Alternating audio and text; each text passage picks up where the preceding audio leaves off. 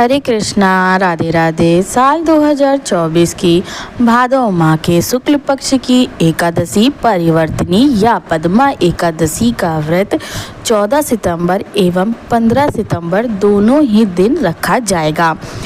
वैष्णवजन, अधिकतर वैष्णवजन 15 सितंबर को व्रत रख रहे हैं। जो लोग 14 सितंबर को व्रत रखेंगे उनका व्रत का पारण 15 तारीख को सुबह 6:06 से सुबह 8:34 तक रहेगा और जो लोग 15 तारीख को व्रत रखेंगे उनका पारण 16 सितंबर को सुबह 6:10 से सुबह 9:30 तक रहेगा। तो चलिए अब सुनते हैं पद्मा या परिवर्तनी एकादशी व्रत की कथा। ओम नमो भगवते वासुदेवाय। युधिष्ठिर कहने लगे कि हे भगवान, भाद्रपद शुक्ल एकादशी का क्या नाम है, इसकी विधि तथा इसका महात्म्य कृपा करके कहिए। तब भगवान श्री कृष्ण कहने लगे कि इस पुण्य, स्वर्ग और मोक्ष को देने वाली तथा सब पापों का नाश करने वाली उत्तम वामन एकादशी का महात्म्य मैं तुमसे कहता हूँ, तुम ध्यान पूर्वक श्रवण करो।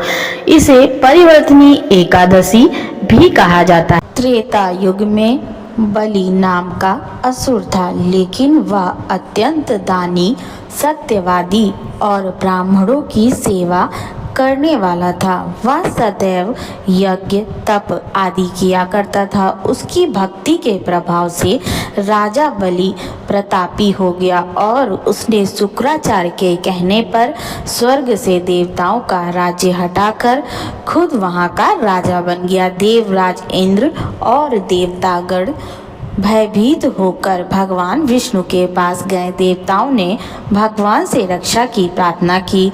इसके बाद भगवान विष्णु ने वामन रूप धारण किया। वामन रूप लेकर भगवान ने राजा बलि से याचना की, हे राजन, यदि तुम मुझे 3 पग भूमि दान करोगे, इससे तुम्हें 3 लोक के दान का फल प्राप्त होगा। राजा बलि ने मेरी प्रार्थना को स्वीकार कर लिया और भूमि दान करने के लिए तैयार हो गया। दान का संकल्प करते ही मैंने विराट रूप धारण करके एक पांव से पृथ्वी, दूसरे पांव की एड़ी से स्वर्ग तथा पंजे से ब्रह्मलोक को नाप लिया। अब तीसरे पांव के लिए राजा बलि के पास कुछ भी शेष नहीं था, इसलिए उन्होंने अपने सिर को आगे कर दिया और भगवान वामन ने तीसरा पैर उनके सिर पर रख दिया। राजा बलि की वचन प्रतिबद्धता से प्रसन्न होकर भगवान वामन ने उन्हें पाताल लोक का स्वामी बना दिया।